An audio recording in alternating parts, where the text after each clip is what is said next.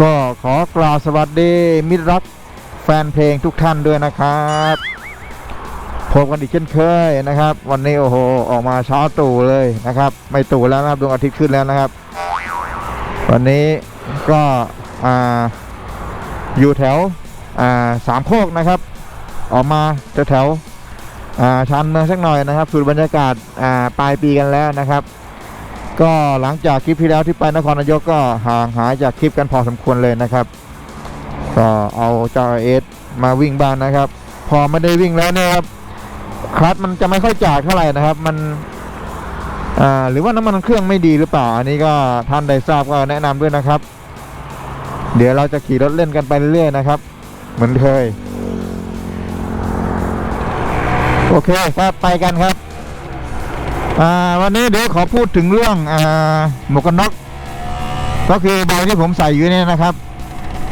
ที่บอกว่าใส่แล้วมันเจ็บหัวนะครับผมก็เลยได้สั่งฟองน้ำนะครับฟองน้ำสำหรับแปะในบ่วงนะครับนะมาใส่ดูนะครับมาแปะดูนะครับว่า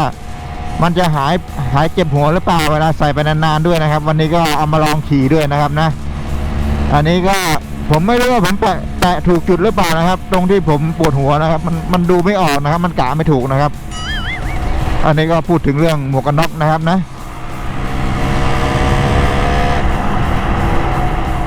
เมื่อคืนก็แสดงว่าแถวๆนี้นะครับฝนตกนะครับยังมีน้ำเปียกถนนอยู่นะครับ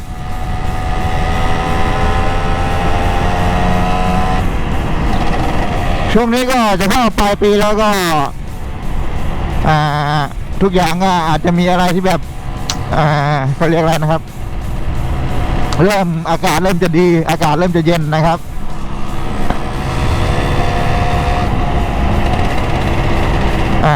เดี๋ยวเราเลี้ยวเข้าตรงนี้กันนะครับเดี๋ยวเข้าไปดูไปแถววัดโรงเรียนสามโคกนะครับแถวโรงเรียนสามโคกนะครับที่เคยไปนะครับเป็นยังไงบ้างเช้าอย่างนี้อากาศดีนะครับอากาศเย็นดีก็คือช่วงนี้นะครับตอนเช้าอากาศจะเย็นนะครับแต่ตอนบ่ายๆนี่ก็จะมีฝนบ้างนะครับอากาศร้อนนะครับนะโอเคไปกันเรื่อยๆนะครับแถวนี้นะครับน่าจะตกตอนเช้ามืดนะครับเนี่ยครับเนี่ยถนนยังเปียกอยู่เลยนะครับกระมาน้อยเนี่ยนะครับถนนข้างหน้านี่ก็เปียกนะครับ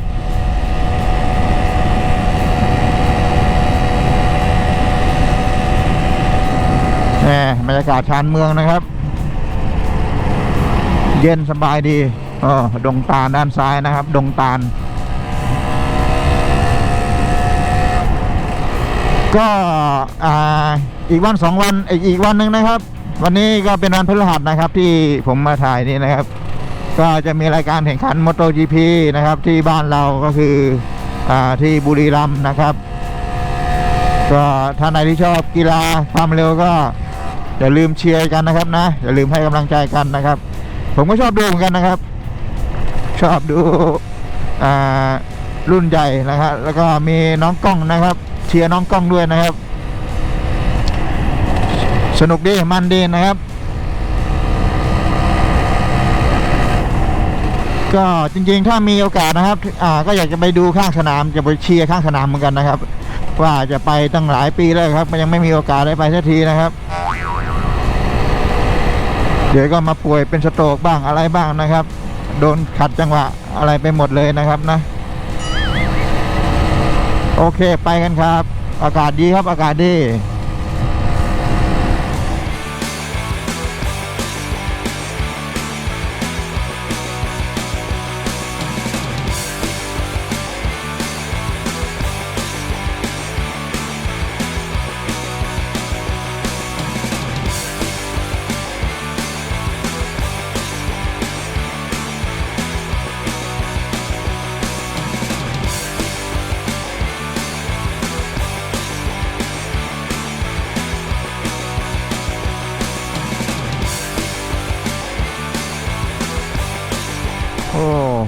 อันนี้เจดีย์วัดนะครับนะ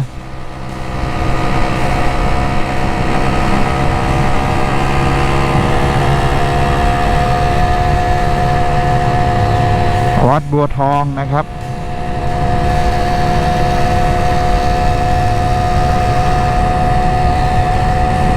เดี๋ยวเราจะเลี้ยวเข้าไปตรงวัดที่เคยแวะเข้าไปดูแม่น้ำเจ้าพระยานะครับ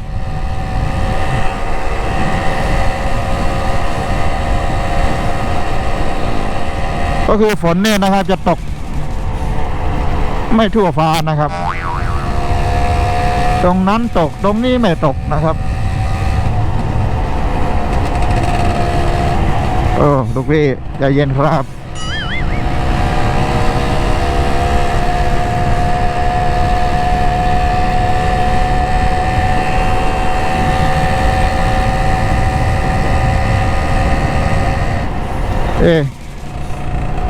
ผมเอาโทรศัพท์มาหรือเปล่าไม่รู้นะครับเนี่ยเดี๋ยวก็ลืมนั่นลืมนี่นะครับอายุมากขึ้นก็เอามาอยู่นะครับ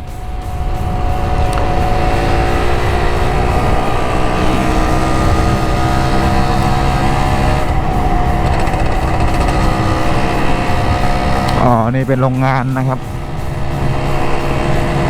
โรงงานข้าว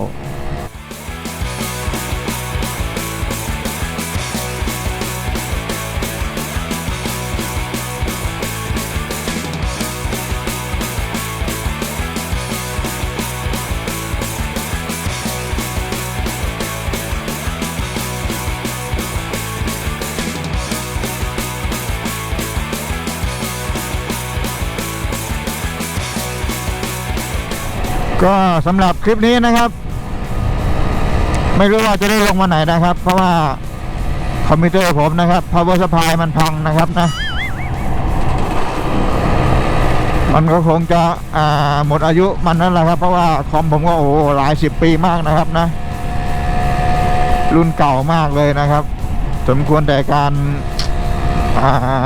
จากไปแล้วนะครับสำหรับ power supply นะครับ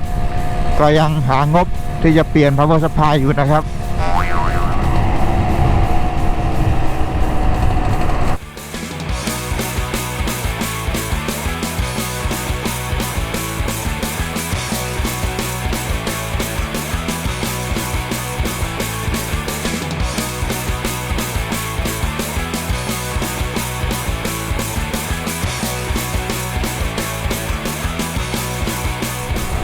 ตอนนี้ก็มาถึงเนี่ยนะครับโอ้โหโรงเรียนสามโคกนะครับทำหอคอยแบบอลังการมากเลยนะครับเด็กคงขึ้นไปเล่นกันนะครับนะขึ้นไปดูถ่ายรูปกันข้างบนนู่นนะครับเนาะนะครับหอคอยนะครับ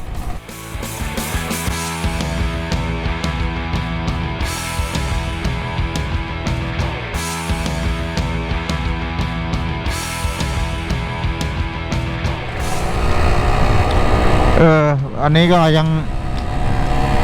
มึนๆยังไงไม่รู้นะครับเมื่อคืนผมนอนไม่ค่อยเต็มอิ่มด้วยนะครับนะนอนส่วนมากมันชอบมาตื่นตอนกลางดึกแล้วก็จะนอนไม่หลับนะครับนะ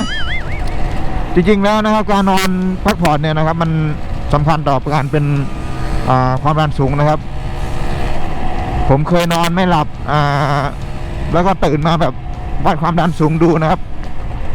ไม่ใช่นะครับโทษทีก็คือนอนไม่อิ่มนะครับนอนไม่เต็มอิ่มแล้วตื่นขึ้นมาวัดความดันดูนะครับโอ้โหความดันขึ้นนะครับมันมีผลด้วยนะครับนะก็อยากให้ทุกท่านนะเอาใจใส่เรื่องการนอนการพักผ่อนให้มากๆนะครับนะแล้วก็ตอนเย็นๆเนี่ยนะครับผมก็จะไปวิ่งออกกำลังกายนะครับเพื่อจุดประสงค์ด้วยกันก็คืออยากให้ความดันมันลดลงแล้วก็เรื่องเบาหวานด้วยนะครับ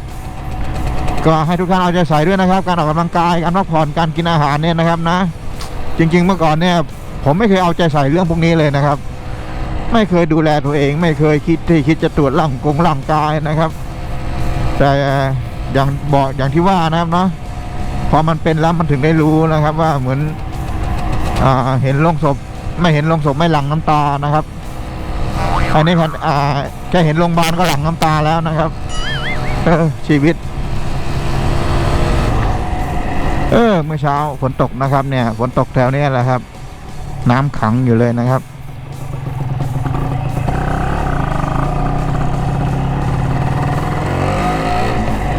เนี่ยครับน้ำยังมีอยู่ผมว่าผมเลยวัดที่จะเลี้ยวหรือเปล่านะครับใช่วัดนี้หรือเปล่านะครับนะมาหลายทีทำไมจำไม่ได้นะ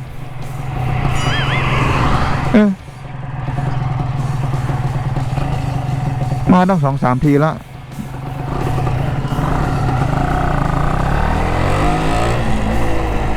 ไม่น่าจะใช่วัดนี้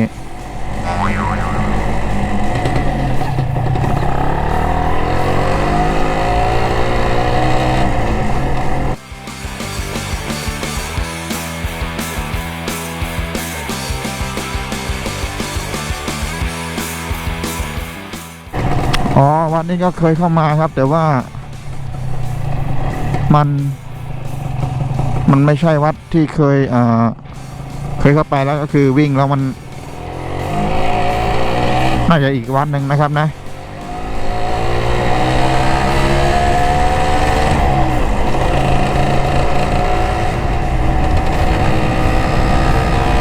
ว่าไปแถวๆนี้ก็น่าจะเอาจักรยานมาปั่นได้นะครับนะแต่ผมไม่มีจักรยานหรอกนะครับก็พูดไปงั้นนะครับเนี่ยเขาก็ปั่นกันนะครับนะแต่ตรงคลองหลวงนะครับเขาจะปั่นกันเยอะเลยนะครับเช้าเนี่ยนะครับ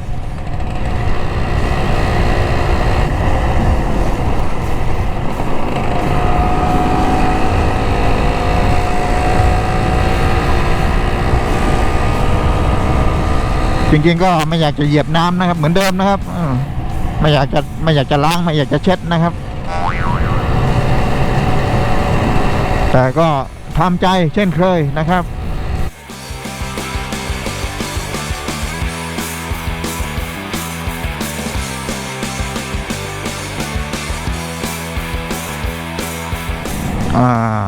วัดนี้แหละครับ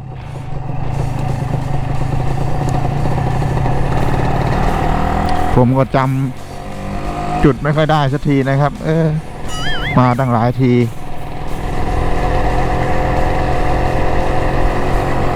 เช้านี่อากาศบรรยากาศได้มากเลยนะครับ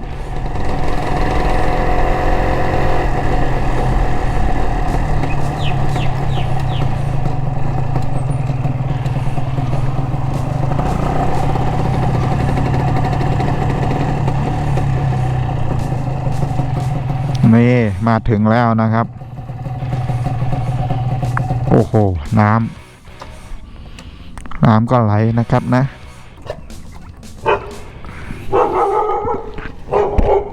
แซมมันเห่านะครับนะ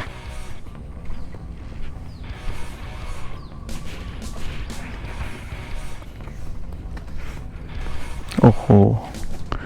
น้ำไม่มากนะครับเหมือนน้ำลงเลยนะครับเนี่ยมันก็เปียกอยู่นะครับ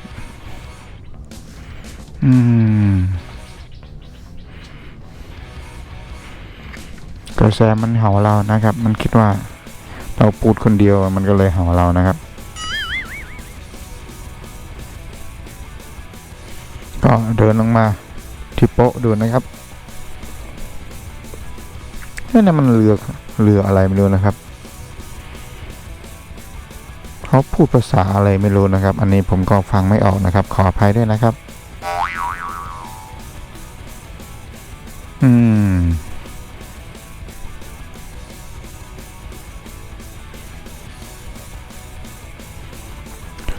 น้ำก็เยอะนะครับแต่คิดว่าก็คง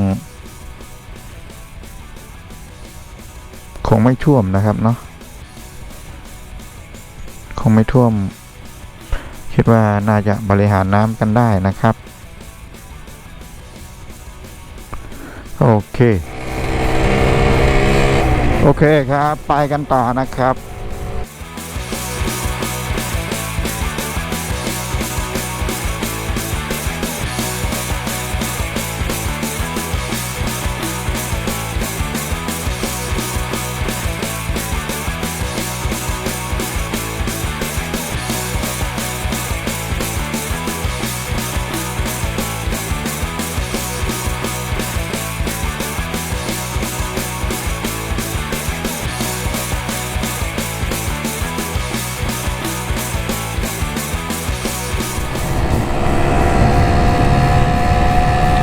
ตรงนี้น้ำขังเยอะจังเลยนะครับ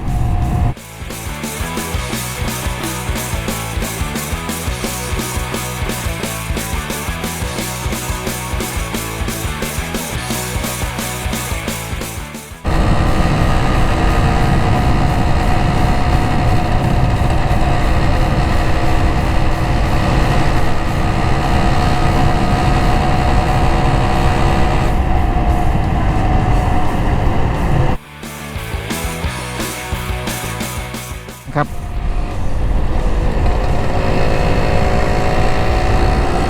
โรงงานน้ำทำไมน้ำขังเยอะจังเลย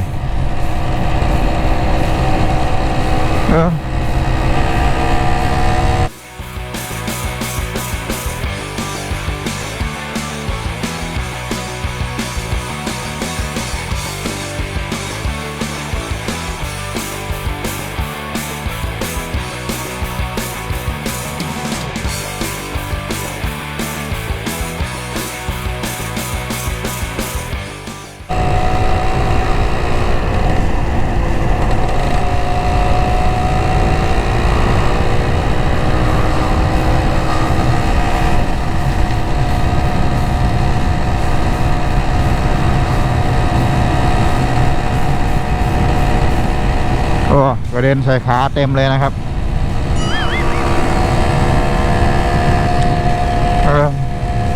ที่บ้านเราก็ไม่ตกนะครับดูสภาพอากาศแล้วก็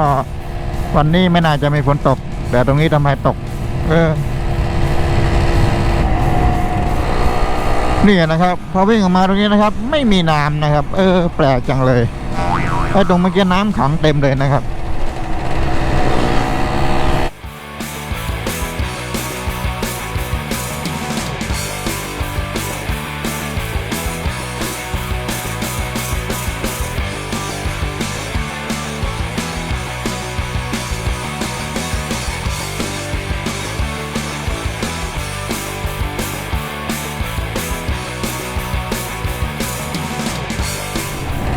ก็หลังจากที่ใส่หมวกกันน็อกออกมาจากบ้านก็หลายนาทีแล้วนะครับนะก็มีความรู้สึกว่ามันดีขึ้นนะครับมันดีขึ้นนะครับแต่จริงๆมันต้องใส่ไประยะทางไกลๆด้วยนะครับนะหลายชั่วโมงเป็นหลายชั่วโมงนะครับลองดูว่ามันจะปวดหรือเปล่าปวดอีกเหมือนเดิมหรือเปล่านะครับโดยเฉพาะเมื่อตอนที่ฝนตกนี่โอ้โหจะปวดยังไงไม่รู้นะครับปวดเลยครับปวดเร็วมากนะครับสำหรับเรื่องหมวกกันน็อกนะครับนะ